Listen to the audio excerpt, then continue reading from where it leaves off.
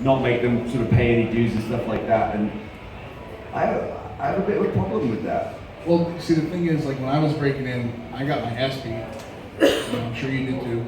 And it's more of a test than anything to see if you come back for more. If you come back and all of a sudden it changes. After a while, something clicks and it's like, okay, he's paid. Whether another new guy comes along and now he's the focus or whatever the case is. The one thing that I will say, as far as that stuff goes, when it comes to my time in NXT, there was one Tough Enough winners decided to bury guys like Bo Dallas and Adam Rose and Heath Slater and Curtis Axel. And when you look at those four guys, Adam Rose is a guy when his son was sick in the hospital. He spent 3 months sleeping in the hospital and going to train every day and never told anybody. It's still a lot to be said for that. Curtis Axel is a guy who grew up in the business, who's more than paid his dues. Heath Slater has been there for years, busting his ass, grinding and paying his dues. Bo Dallas, another kid who grew up in the business, and you don't disrespect those guys.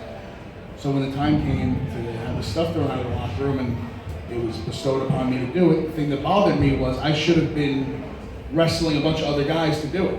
There should have been everybody jumping at the chance to do that and show him and teach him a lesson. And there wasn't. So I think when that's changed, it's just there's so much entitlement now. And it really, that's the thing that bothers me the most about it. It's just guys expect things to be handed to them, they don't want to work for it. And the second that they're chastised or told, hey, that's wrong, it's not wrong, you're just an asshole. Now it's, I don't know if there's a way to stop it, but I know that it's just grown more and more. Well, yeah, I don't think it's anything new. I think it's just what I feel like there's always people like that. It's just unfortunately now they stick around longer than they used to. It used to be much more of a camaraderie. And I feel like, I'm sure the generation before us would say the same thing about us. Like, they had it so much easier and blah, blah, blah. But to me, it's about the punishment. It's the repercussions. There doesn't seem to be as many repercussions. I saw a lot. It was one of the things that started to make me very kind of negative towards the end of my TNA run. Which was one of the reasons why I decided to leave, because I would see all these people come in who just, in my opinion, just did not appreciate the opportunity they were given and were just being very comfortable and very familiar right off the bat, and I like you said, I felt like I was the only one who was bothered by it, and then of course it's like, oh here he's complaining again, and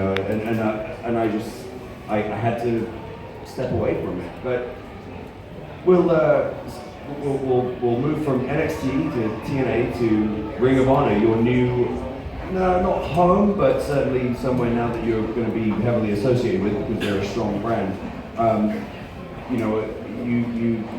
You had your first outings with them last week. Last weekend, yeah.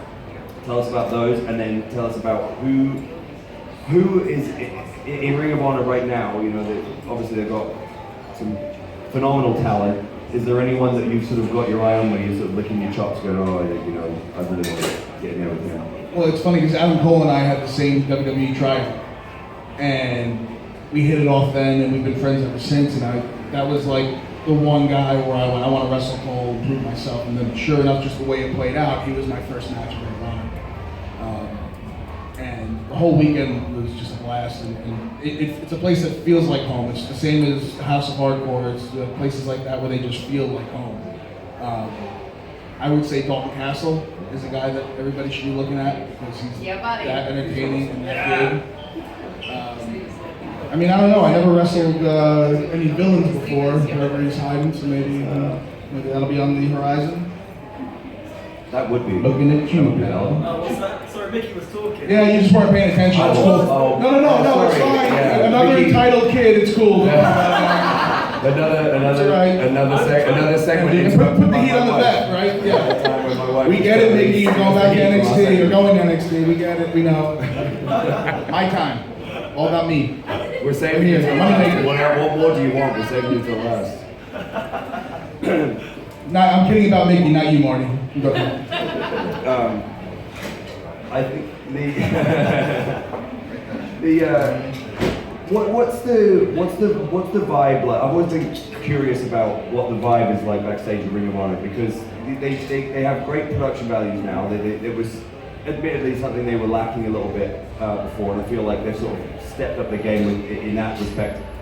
But just out of curiosity, what kind of scale of operation are they dealing with now? Like how, because you've been backstage at TNA, you've obviously been backstage at the company where there's a ton of personnel and almost unlimited resources. What are the resources like at Ring of Honor, and what's the typical sort of situation like? Well, it's funny. I've always said this about the Performance Center at NXT. If something happened and the stock market crashed and the company lost a ton of money, what's the first stuff to go? What sticks around? Talent, a ring, and a camera, right? So if you have the talent, you got a wrestling ring, and you got a camera to film it, you're always going to be okay. But Ring of Honor has stepped up their production. They do a video on demand service now, which is awesome. And the biggest thing I've noticed about the atmosphere is when it comes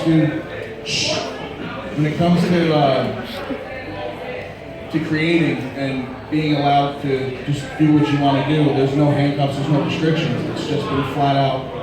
If I ask for something, hey, what do you guys want out of this? I don't know. Do whatever it is you do your thing. To me, that's the biggest thing. At the end of the day, we're performers, we're artists, and if you try to stifle that creativity, what are you really trying to get out of it? But when you're allowed to create and you're given that platform to just go and be yourself, that's when magic happens. So speaking of magic happening, I will end with this. I feel like I know what you're going to say, but take us through your favorite moment so far in your career. So far, I'd have to say, obviously, Brooklyn NXT takeover. My hometown crowd, my mom and dad sitting in the front row, 18,000 people sold out. Like you can't ask for more than that. A place like Wembley, with so much history, we sold that out. And I sat there and with my tribute to Big Daddy singlet that I was wearing. Blackpool was just like the most incredible wrestling atmosphere I've ever seen. That's a great venue. It was insane. And they were on fire. And like a lot of matches didn't start for 10 minutes just because everybody was going so nuts and just partying like in the crowd. So we just sat back and let them go do their thing, That Ring of Honor weekend I think was huge for me just because it was just a new chapter. And Marty touched on body of work before, which was like a big Dusty Rhodes thing. Was having a body of work for a certain character or a certain point in your career and then moving on and having another body of work. And then your whole career is defined by your bodies of work. So I think the more new chapters start opening for me and new beginnings, it just kind of closes that chapter, move on to the next and the next and the next. So, I think maybe my favorite moments probably haven't even come yet. I think I agree, and I think everybody here can agree that there's a hell of a lot of chapters to come for you. Ladies and gentlemen, Bull James.